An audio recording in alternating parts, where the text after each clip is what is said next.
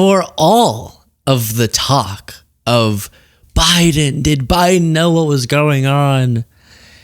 Did the auto pin actually govern us, right? All of that. I'll show you a different segment.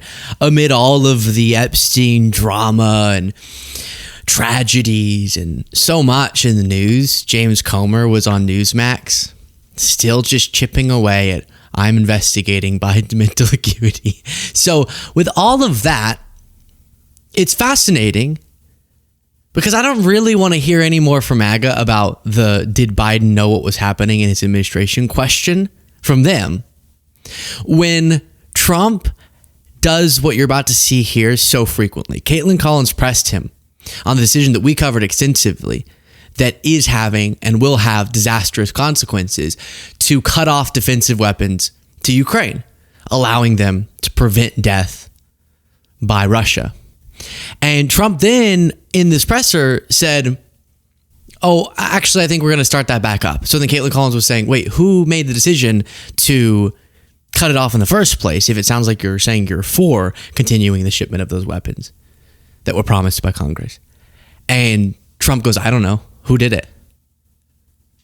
He doesn't know a massive decision that happened under his name, supposedly, or he's lying about it, which would also be utterly terrifying. Either way, scary. Listen to this clip and we'll discuss further. We're getting along with China very well. Mr. President, you have sent more weapons to Ukraine, as you said last night. Last week, the Pentagon paused some shipments of weapons to Ukraine. Did you approve of that pause? We wanted to put defensive weapons because Putin is not treating human beings right. He's killing too many people. So we're sending some defensive weapons to Ukraine, and I've approved that. So who ordered the pause last week? I don't know. Why don't you tell me? I think that's a question for the Pentagon. Go ahead. Yeah. Why don't you tell me? A decision he made or his administration made. I don't think there's a clip of Biden going, I don't know, you tell me. Hey, why did you make this huge geopolitical decision? If there were that clip, we know it would be running on Fox News constantly of him just admitting he doesn't know what's happening, which is really scary because of the consequences of this. To imagine that the US president doesn't know whenever something that will fundamentally change the course of this conflict and a decision made under him. And then is acting like, oh, I thought we've been sending weapons the whole time. Super, super scary. There was this headline that Trump told Zelensky he wasn't responsible for weapons holdup. I don't know. Someone else did it. Maybe Caitlin Collins did it. I don't know. Very, very scary. And that was a part of the same presser where Trump got really upset about Epstein being brought. So I understand why a lot of us missed it.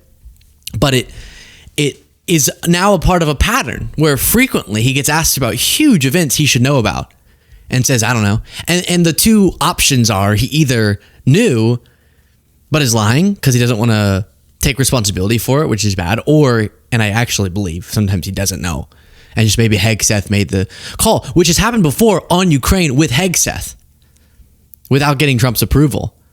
And then when asked, I don't even know what this answer was in reference to, but when asked anything of other spokespeople like Tammy Bruce, one of our favorites now, we get answers like this. When we think about the reports that have occurred, and the details that we would like to provide become problematic, obviously, when it comes to investigations and the nature of the actions that we're taking. So that's what I have for you right now. What? Aaron Rufar just captioned it, Tammy Bruce is incredible. We've now followed a few of her stories. The nature of events that are transpiring present a scenario such that this is what I can tell you. Thank you. All right, Jamie. It's not great. Trump did say, though, and this is what Ukrainians are seeing as hopeful, that his anger towards Putin, that now he's articulated forever. So will he actually act on it? I don't know. I hope he does. Is prompting him to turn back on the faucet of support. On Ukraine, Mr. President, are you planning to send more weapons to Ukraine? We're going to send some more weapons. We have to. They have to be able to defend themselves. They're getting hit very hard now. They're getting hit very hard. We're going to have to send more weapons. Yeah, defensive weapons primarily, but they're getting hit very, very hard. It's very sad. So many people are dying in that. I just wish Caitlyn did get him into a really necessary corner with her question, but someone needs to press Pete Hegseth. Look at him there. Did you make this call without Trump's approval? Who's making these decisions? Again, I know this is so now just, everyone gets nauseous whenever this point's made because it's been made so many times. It's just exhausting. But if the same thing played out, Mr. President Biden, why did you stop weapons shipments to Ukraine? I don't know. You tell me. Ask Jill. Hey, Jill, why'd you stop it? That would be so much coverage on Fox. That's not what's going on. And I'm not making this as a cognitive question, despite Trump's cognitive. I'm not cognitively. I'm making a more, the two paths I told you about. Either one, not reflecting a very coherent administration.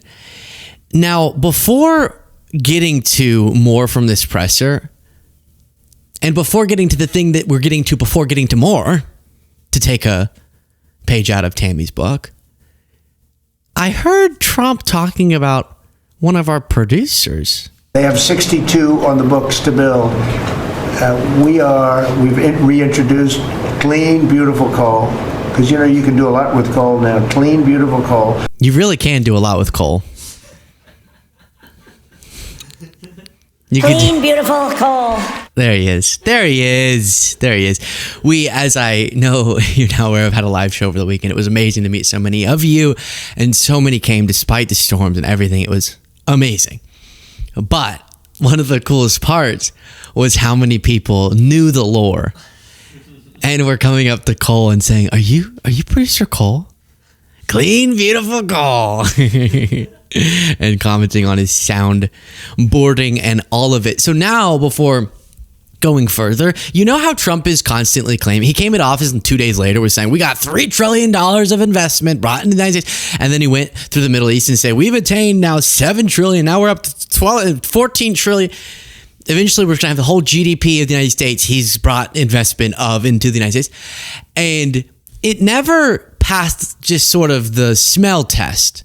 And I would go, this is almost certainly not true, which I don't like saying because it feels like I don't have something to refute what he's saying. But often they haven't even shown us what they are saying, their receipts for all of this investment that is a product of his brilliant trade policy and his art of the dealing. And so I don't even have anything to fact check. He just spits it out and I go, well, I haven't seen any proof of that. Well, now we have proof, or we have the receipts of what they say is the investment. And it's very fascinating for all of his railing Biden or railing against Biden. Trump is actually standing on the shoulders of Biden. What? Daily Beast, how Trump is taking credit for Biden's biggest achievements. And it really nicely walks through. So they have a website now that the White House set up to brag about corporate investments under Trump, because this is a key part of his argument, right? If we're going to devastate global trade in all these ways, if we're going to cause all this economic turmoil, the product has to be that because of that policy, we've gotten all of these companies to say we're going to invest huge amounts into manufacturing in the U.S. and creating factories in the U.S. and all this stuff. And so he, hours after taking office, said that he's attracted $3 trillion. And then the number swelled to 14 trillion, inexplicably. We don't really know how it got there. The White House set up a website to track these investments, which is labeled the Trump effect. But a study from Reuters has revealed that of the $2.6 trillion, so that's what they actually have on the site is 2.6, not 14. But even of that $2.6 trillion in investments, nearly half of all of them originate from deals and initiatives put into place by Joe Biden. Joe Biden. Guess what? It grows the economy. At least 8 of the projects listed on the page, totaling around $1.3 trillion, had already been announced prior to Trump's inauguration, while another 2 had been boosted by domestic spending initiatives put into place by the Biden administration. So Trump says this is Trump. He says that it's huge, right? Like this big. And then he has to demonstrate it, and it's really this big. But even of this sized initiative, really only this much is his. So this is the size of Trump in reality, his investments, right here. That's what he does. He starts with 14. We've gotten 14 trillion. It's really, I think how he gets these numbers is he starts with the real number. Let's say it's 2. And a lot of that's Biden's. And then every time he says it has to go up a number. So then eventually enough pressers later, he's saying 14. But then they have to bring the receipts and they can only demonstrate 2.6. And to get that 2.6 number, they have to get like 1.3 or something. That is, 1.3. That is from the Biden era. Stunning. Now on his trading, it's been fascinating watching them try to declare victory over now just sending letters, slapping huge tariffs on countries, not getting the deals they told us that they were going to get. Before I play this clip for you, please do click the subscribe button. It's free. You have the other option, which is the join button. That's not free, but it's better. But the subscribe button is an amazing way to support the show. And then right now, really, the big push is PEP. Drinkpep.com. You can scan that QR code. It's the energy drink that I started, crafted for the last year and a half with my 2 brothers. All 3 of us are passionate about health, and we are obsessed with energy drinks. So we tried to merge the 2 into this. You don't have to feel guilt about getting that energy boost that you so desperately need.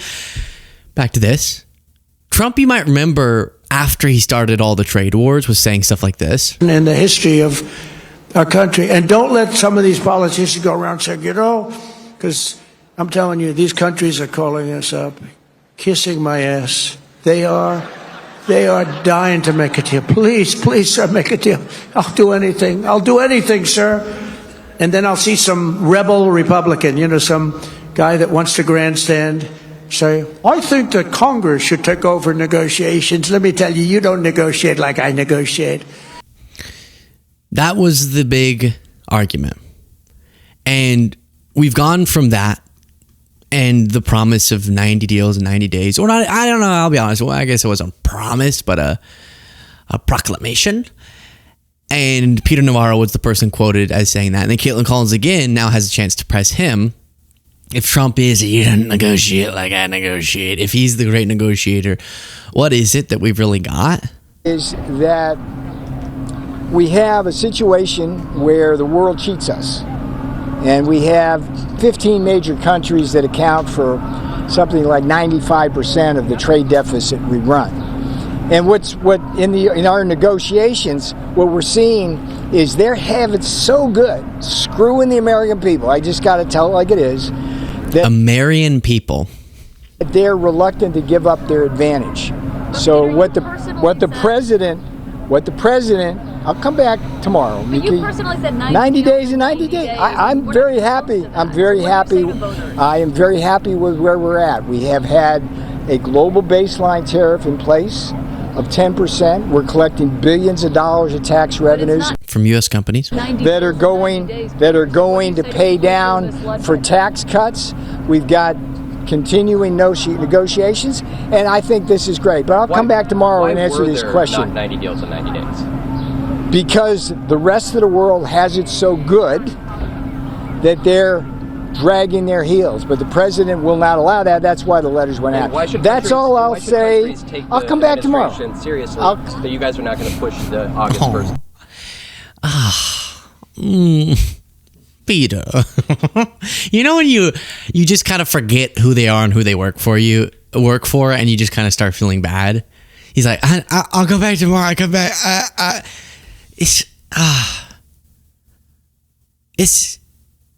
You're not a good guy though. But I feel bad. It's awkward.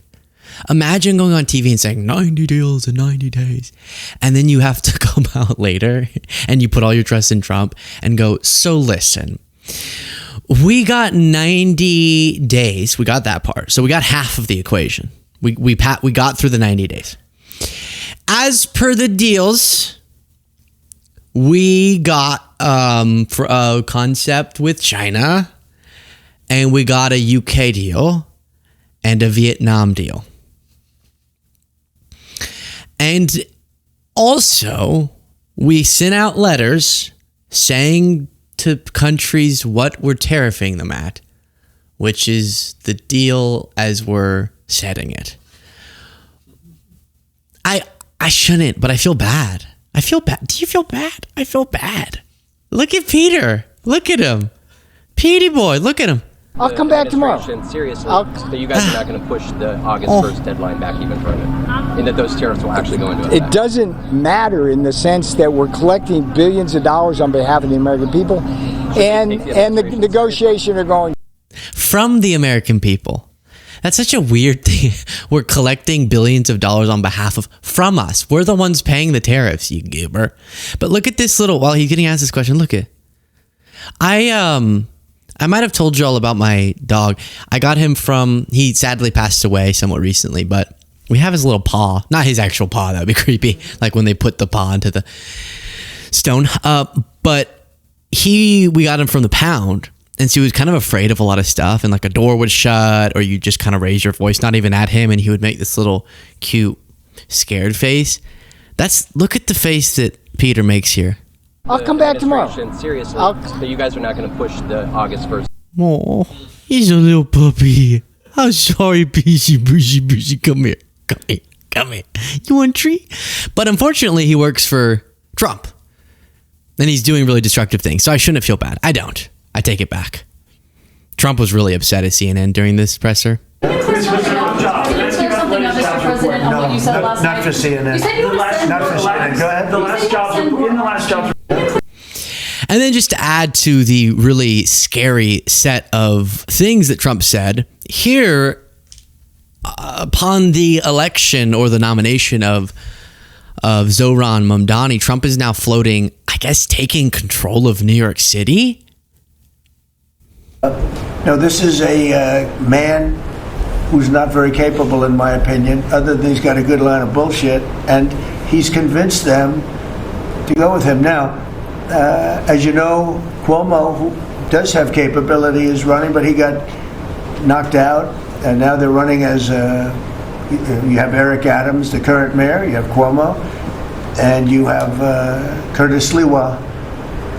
And Curtis runs every 4 years. He seems to be a fixture on the running scale. But you know, it's I'm not getting involved. But I can tell you this: I used to say we will not ever be a socialist country, right? Well, I'll say it again: we're not going to have. If a communist gets elected to run New York, it can never be the same, but we have tremendous power at the White House to run places when we have to. We could run D.C. I mean, we're looking at D.C. We don't want crime in D.C. We want. So then he starts talking about running D.C. What a just blatantly authoritarian thing to say. We have great power at the White House to run places. And then he goes on to talk about how they're discussing a federal takeover of DC, which would be different.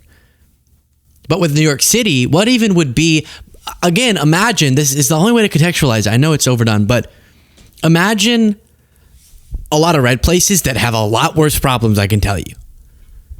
And imagine Biden coming out and saying that because of the failures of Republican governance in red states, he's going to be taking over, using the federal government, a red city to straighten things out, to stop the fascists from doing fascist things. Don't tread on me! Get your guns! You would hear all the Republicans say. That would be their 1776. No, I lost my Alex Jones. 1776. There we go. That he would do that. It's war! And he just casually throws out, we had to take over. Share your thoughts in the comments.